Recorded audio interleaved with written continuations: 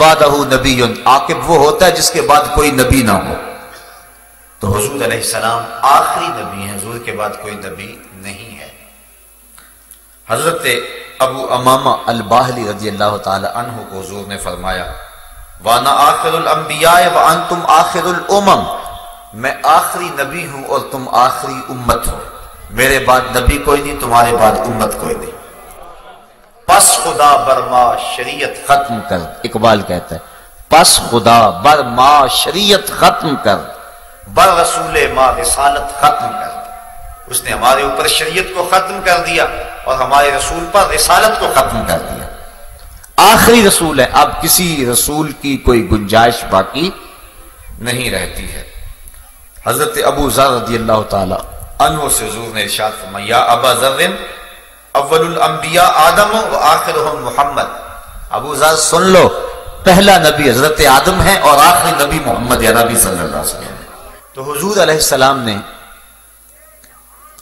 نبوت کے دروازے کو بند کر دیا، بلکہ فرمایا لو کانا بعدی نبیا لکانا عمر، اگر میرے بعد کسی کے سر پہ نبوت کا تاج سجنا ہوتا تو وہ عمر بن خطاب کے سر پہ سجتا، لیکن چونکہ میرے بعد نبی کوئی نہیں لہذا وہ نبی نہیں ہے۔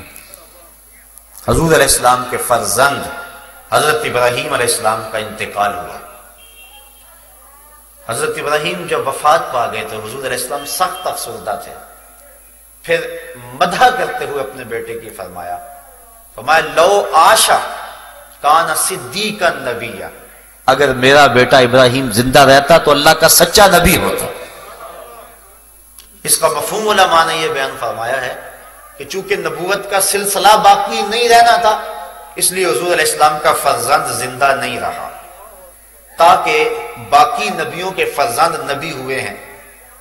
حضرت یعقوب علیہ السلام کے بیٹے حضرت یوسف نبی ہوئے، حضرت ابراہیم کے بیٹے حضرت اسحاق حضرت اسماعیل نبی ہوئے، حضرت اسحاق کے بیٹے حضرت یعقوب نبی ہوئے۔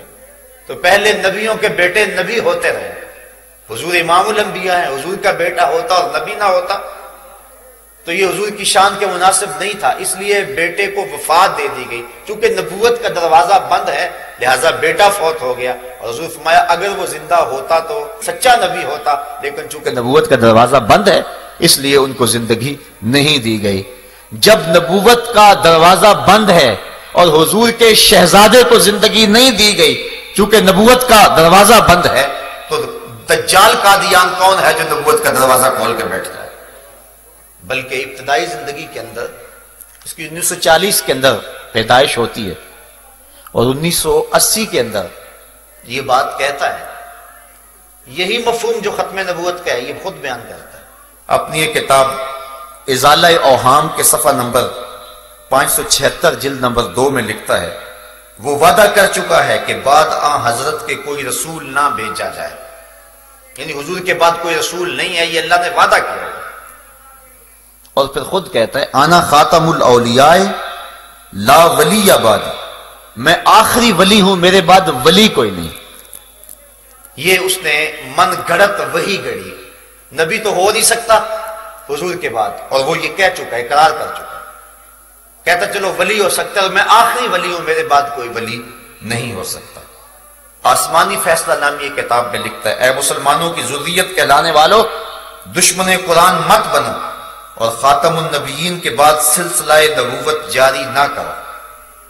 یہ خود اقرار کرتا ہے، خود بات کرتا ہے، اور پھر ایک وقت آتا ہے 1901 کے اندر خود نبی بن بیٹھتا ہے اور کہتا ہے سچا خدا وہ ہے جس نے قادیان میں اپنا رسول بھیجا۔ ایک جگہ پہ کہتا ہے کہ جو جھوٹا شخص ہوتا ہے اس کے کلام میں تناقض ضرور ہوگا، پہلے کچھ کہے گا بعد میں کچھ کہے گا، خود ہی کہتا ہے کہ جھوٹے شخص کے کلام میں تناقض ضرور ہوتا ہے۔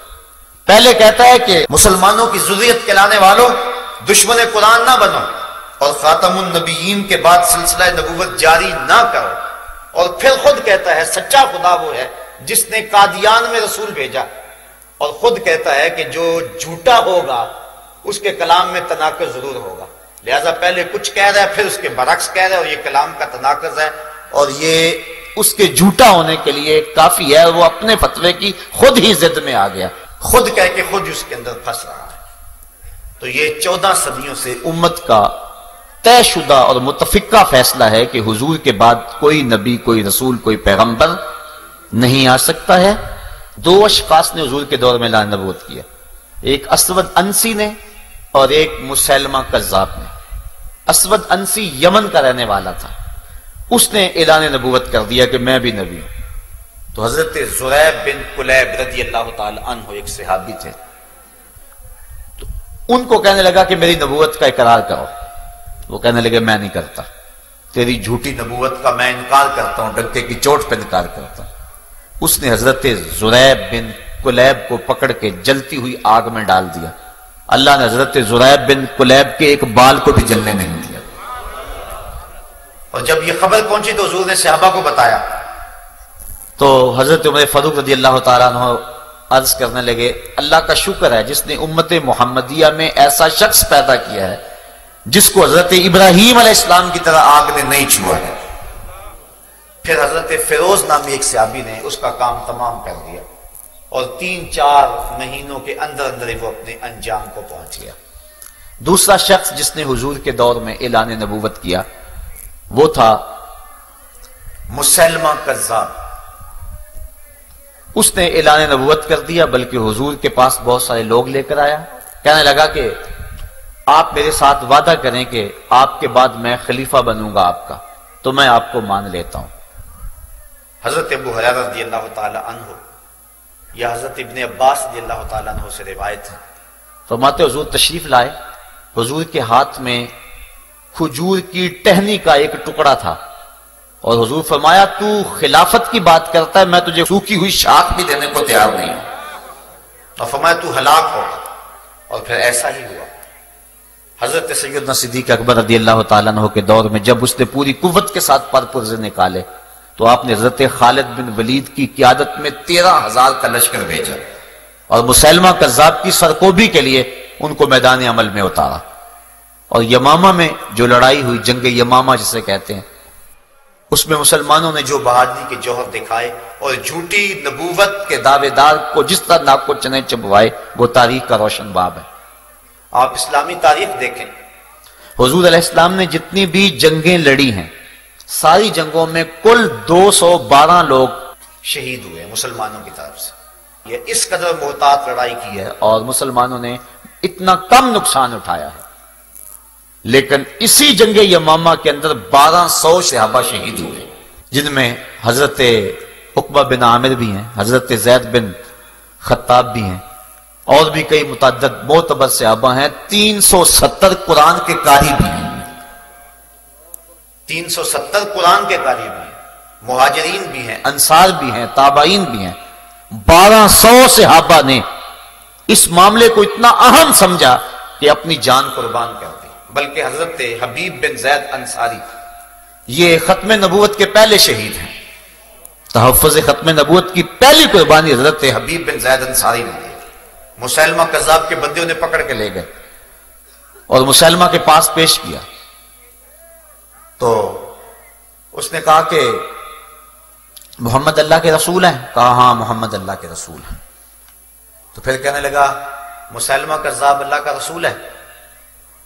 آپ نے فرمایا میں سنتا ہی نہیں ہوں، یعنی ایسی بکواس میں سننے کے لیے تیار نہیں۔ اس نے آپ کا ہاتھ کاٹ دیا۔ پھر کہا محمد اللہ کے رسول ہیں؟ کہا محمد اللہ کے رسول ہیں۔ کہا مسیلمہ اللہ کا رسول ہے؟ کہا میں سنتا ہی نہیں ہوں۔ اس نے دوسرا ہاتھ کاٹ دیا۔ پھر اس نے کہا کہ مسیلمہ اللہ کا رسول ہے؟ کہا میں نہیں سنتا۔ پھر پاؤں کاٹ دیا۔ پھر کہا کہ مسیلمہ اللہ کا رسول ہے؟ آپ نے کہا میں سننا نہیں چاہتا۔ دوسرا پاؤں کاٹ دیا۔ اس طرح ایک ایک عضو بدن کاٹتا رہا، لیکن حضرت حبیب بن زید انصاری کہتے رہے